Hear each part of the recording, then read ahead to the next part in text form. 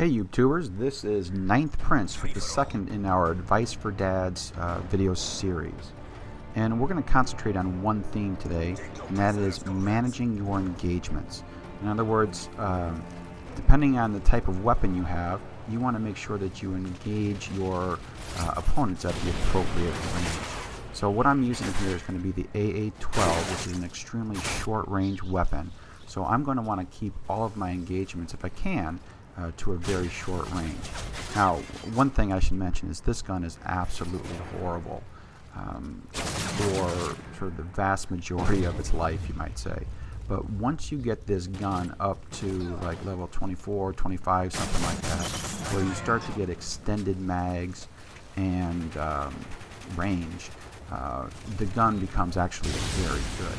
So and I do have range at this point, so there are some shots that I'm going to be able to make in this video that you can't usually make with this gun. This gun really is quite horrible for about the first 23 or 24 levels, or as Big Buff would say, it's garbage. Alright, so back to the video. So, you know, here's the thing. I'll also mention a couple other things. When you're just starting out, you're going to want to start off by playing free-for-all, team deathmatch, and probably kill confirmed. These are going to be the sort of the better modes for you to sort of acquire the basic gun skills that you're going to need. And as you get more comfortable with the game, you can go and sort of move on to more objective-based games like domination or headquarters or stuff like that. If you're just starting out, you're going to want to stay away from stuff like search and destroy. The level of competition there is just extremely high. And like I said before, or I have said before, those guys, they know the maps. And you get so few lives that you don't get a whole lot of practice. Right? So free-for-all is going to be a good mode for you to practice your gun skills on.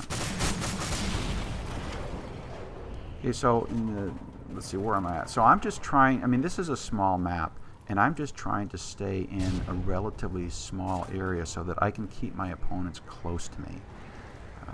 Just kind of running around in this same little spot. I've got this guy, probably was taking a chance there because I would have been engaging him at kind of a long range. He's going to end up killing me, I think, yeah.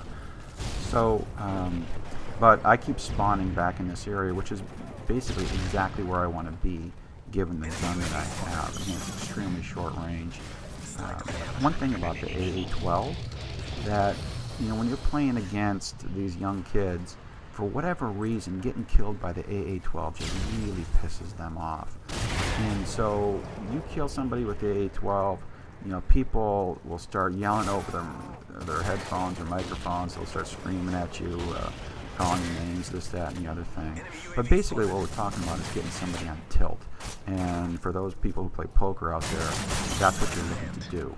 And then they start playing in a way that's really not advantageous for them, but is advantageous for you. Alright, so back to the game. So again, just running around in this building, trying to keep them engagements at a very short range. You'll see throughout the video the times when I get killed, and I get a little bit of double here because I had two guys lining up for me. The times when I run into trouble is when I'm sort of beyond the range of the gun.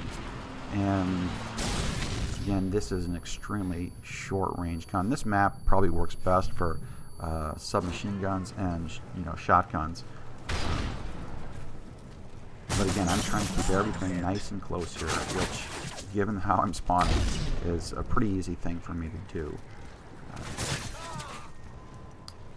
That guy I got shot from behind there. So I've got a guy at the back of the hall. I know he's there. I'm going to go get him. So I'll go get him here. This shot is really too far from me. This guy's kind of hiding back there, so the guy creeps in. And it's going to end up, yeah, I get one of them, but not the second guy. Now I'm spawning kind of a bad spot for my gun, because I got a long run to get over there. And that shot was beyond the range of my gun. And so probably, yeah, I'm going to die there. Again, the encounter, I couldn't manage the engagement. The engagement was at too long of a range initially, and it didn't work out to my advantage. Again, I'm not sure why I'm coming out here, because again, this sort of exposes me to a longer range shot, and that's, again, I probably should have died there. but I died from the second guy. But I should have died from the first guy, but the gun does have range on it. Again, so I'm just keeping all the confrontations sort of up close, because this gun, basically where I've got it leveled up to, is I think probably a one-shot kill at this point. It's nowhere near that at the lower levels, but at this level it's a pretty solid gun. So I'm running the specialist package because with this gun, you pretty much have to do that there since I'm thinking in the corner. You pretty much have to run specialist with this particular gun because you need 2 of the first perk slot perks. You're going to need scavenger because this gun runs out of ammo like crazy. And you also need sleight of hand because the clips are pretty short, so you need to be able to change the clips pretty fast.